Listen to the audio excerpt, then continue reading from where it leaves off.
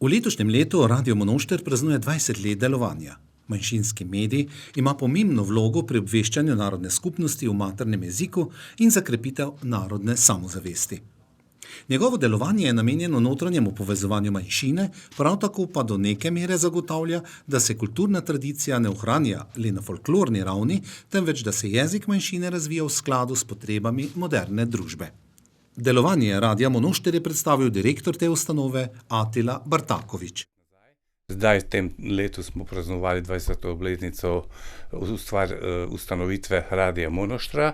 Prva naša oddaja je izšla 2023. junija. Takrat so bili sodelavci samo 3 in imeli smo tedensko samo 4 ure sporeda. Potem smo prosili medijski svet, naj nam pomaga pri tem, da bi lahko mi to malo povečali, to da ne samo 4 ure tedensko, ampak malo več. In smo to uspeli, da so nam dovolili 2012 naprej, da 8 ur na teden lahko potem mi vrtimo svoje oddaje. Gre samo za slovensko, seveda najprvi cilj je naš, da ukvarjamo se z kulturo slovenskega porabja, dediščine, pašege in da ohranjamo porabski jezik in tudi imamo v knjižnem jeziku minimum 1 ure ali več tudi, da potem v slovenskem knjižnem jeziku tudi potem govorimo in tudi prek vzamemo od Radia Slovenija iz Ljubljane. Imamo mi načrtovano vsak današnjo oddajo, da imamo reportaže, tako se začne, da imamo potem aktualno, potem oziroma imamo novice, aktualno, potem o naših ljudeh za naše ljudi, potem pa od 3 vir naprej, pa oddajo iz Ljubljane, iz Radia Ljubljane in vmes so pa glasbe. Tedensko imamo 3-krat tako rekoč del glasbeni kotiček, v ponedeljek ima bolj te ljudske pesmi, v sredo imamo zabavno glasbeno, v soboto pa imamo bolj za mlade, pop ali pa nekaj takega. V začetku delovanja radia je pomanjkljivo financiranje narekovalo razvoj in programske usmeritve. Kako je s financiranjem radia danes?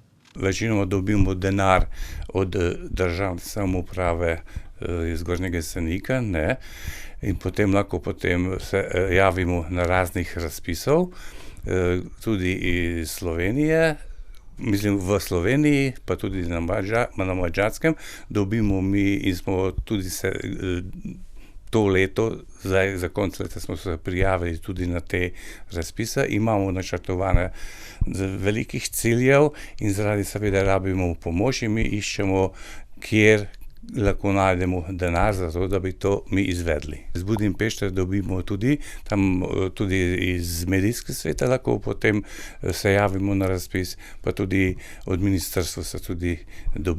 ministrstva dobimo tudi denar, če se javiš na razpis in potem uspeš. Atilo Bartaković smo povprašali, kako je s kadrom, ki ustvarja program, ter o načrtih za prihodnost.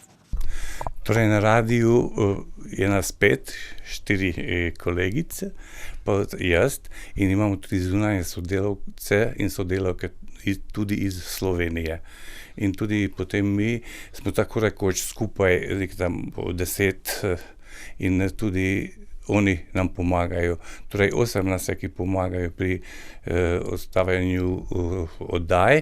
Tako sem se jaz javil na to razpis, ta razpis je išla tam na začetku prejšnjega leta in potem jaz mislil, da bom se javil na to in sem prej bil tam neki 10 let predsednik nadzorne svete tega radia in finančno se vedel, kako idejo stvari in zdaj sem malo tudi tako strokovno pogledal in pregledal, kaj bi lahko še naredili na tem področju in smo se zmenili tudi s predsednikom, z gospo Eriko s predsednikom državne samouprave, pa tudi s predsednico Slovenske zveze, da bi morali mi to malo naprej, ker že 20 let pa meni se zdi enkrat ali dvakrat je bila živa oddaja in ta živa oddaja bi bila boljša za tudi poslušalca, pa tudi za nas. Na eni stvari, ker potem nam ni treba ven iti na teren, pridejo sem, pa lahko potem kličejo preko telefona in tudi lahko, če imamo že to možnost, da se ide živa oddaja, potem mi lahko še premišljujemo, kaj hočemo še zraven, s čim hočemo mi to še dopolniti. Načrtujemo še, smo se govorili tu v Slovenskem domu, da bi dobro bi bilo tako rekoč takšen medijski krožek ustaviti in smo se pogovarjali o tem, da bi bil to tako rekoč za radio, kot sodelavec radia, novinarstvo, pa tudi v zvezi s televizijo. Najpomembnejše bi bilo novinarstvo, ker če si ti tam v novinarstvu doma, potem lahko delaš na televiziji, pa lahko delaš tudi na radiju. In potem tako smo se zmenili, da naj bo to lahko mi izkoristili in naredili. Smo že poiskali mlade, ker tudi hočemo in mi tu na radiju hočemo mladinske oddaje in tudi o tem smislimo, imamo misle, kako bi to šlo naprej.